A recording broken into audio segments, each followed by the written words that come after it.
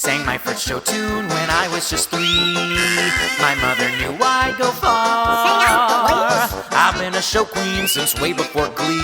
Now I'm a Broadway star. Well, not exactly, but my friend has a friend who knows Idina Menzel. Well, you know, I mean, sort of. So things are happening, you'll see. But till my ship comes in, I've got a lot to tell you. Let's start chewing the scenery with...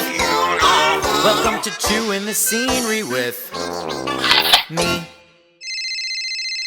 Turn off your cell phones.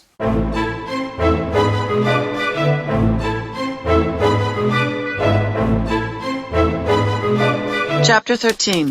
Sunset Boulevard Part 2. When the reviews came in, the British press was somewhat mixed, but on the whole positive. The Americans were almost uniformly negative, sometimes brutally so.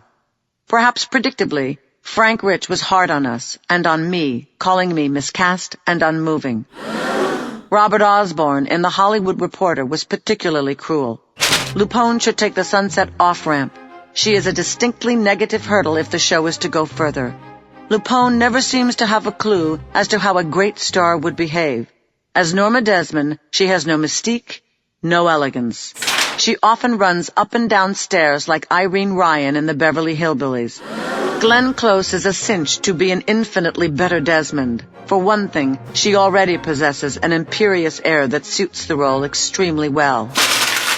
She wasn't opening for nearly a year, and she was already getting better reviews than I was. By the way, the reason I ran up those stairs like Irene Ryan in the Beverly Hillbillies was because Andrew refused to write any more music for Norma to exit with, and the stage-left exit was a long way up that staircase. Why he didn't want to address the design of the staircase and the number of stairs it took to exit is beyond me. I remember the conversation with Trevor, and I remember the no. Once the excitement surrounding opening night died down, we settled into the run. We played to sold-out houses. I was getting standing ovations every night. In the London press, there was no bad word of mouth, nothing about how I stank in the part. The goodwill was too good to last. Sometime in September, I was having lunch at Orso in the West End when Richard Polo, who owns the restaurant in partnership with Joe Allen, came over to the table. "Just heard the ads, Patti," he said. "They're fantastic." I looked at him blankly. "Excuse me? What are you talking about?" "I don't remember recording anything." Shortly thereafter, I heard myself singing on the radio. Really Useful was running radio and television ads promoting Sunset Boulevard. The reason I don't remember recording anything was because they were using the same birthday recordings I made in April on the day I arrived, right before Andrew's party in my honor. I felt violated. Again. They were using my voice without permission, without compensation. It was the worst kind of exploitation, not to mention a breach of contract. The attitude at Really Useful seemed to be that I was their property.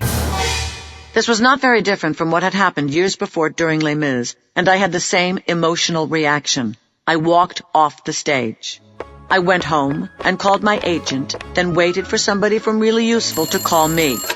I refused to perform until the matter was resolved. Really Useful invented a fig leaf for themselves, saying I'd come down with tonsillitis, but there was nothing wrong with my throat. As it turned out, their timing was not to their advantage. They had rolled out the radio and TV ad campaign while Carol Duffy, my understudy, was on vacation. Elisa Ensley, who was a member of the chorus and second understudy, went on as Norma. At the curtain of her first performance, Andrew made the in-your-face Patti grand gesture, appearing on stage to present her with an armload of red roses. They blew up her notices and posted them prominently in the lobby. Shit.